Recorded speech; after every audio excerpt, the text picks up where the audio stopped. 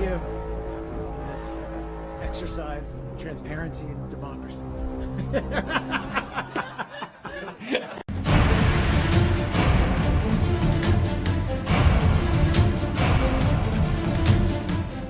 The start of 2016 has witnessed a sharp escalation in the militarization of the South China Sea.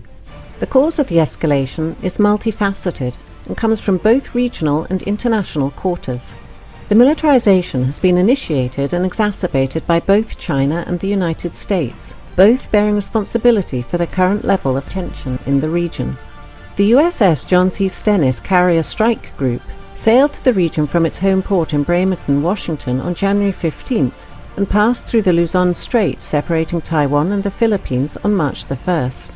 The Stennis is accompanied by the guided missile cruisers, the USS Antietam and the USS Mobile Bay, as well as the guided missile destroyers USS Stockdale and USS Chung Hoon. The Antietam is based at Yokosuka, Japan, and was ordered off its normal patrol to join the Carrier Strike Group. The 7th Fleet flagship, the USS Blue Ridge, is also in the area, having docked in Manila on March the 4th. Trilateral talks were held on board the Blue Ridge on March the 5th between the US Navy, Japanese Maritime Self-Defense Forces, and the Philippine Navy.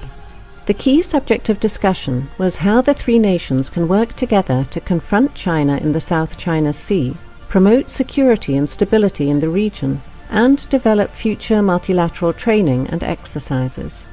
The current deployment of the Stennis CSG to the region follows the previous deployment of the USS Lamson guided missile destroyer to the Spratly Islands last October, and the USS Curtis Wilbur to the Paracel Islands in late January of this year. The US has also increased surveillance flights over the areas by P-8 Poseidon patrol aircraft, as well as in one case B-52 strategic bombers. The navies of China and Vietnam fought a naval engagement for control of the Paracel Islands in 1974, which resulted in China's de facto control of the islands. China has established a military presence on Woody Island since that time, and has engaged in an extensive expansion of the base in recent years. Woody Island now has an extensive military airbase with a number of newly built hangars and munition storage buildings. In February, satellite surveillance revealed the deployment of 2 batteries of HQ-9 surface-to-air missile launchers, as well as supporting vehicles such as an engagement radar and the Type 305B ASAR acquisition radar on the northern end of the island.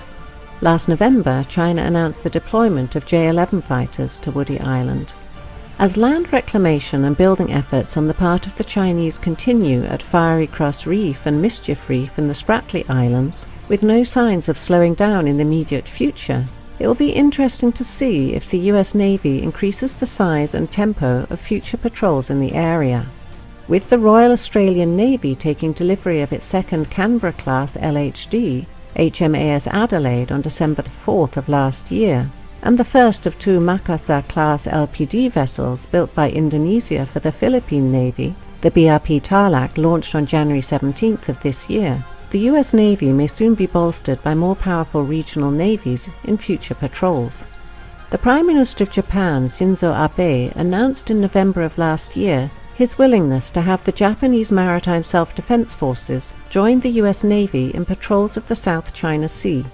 Australian P-3 Orion Maritime Patrol aircraft are currently flying freedom of navigation missions in the region.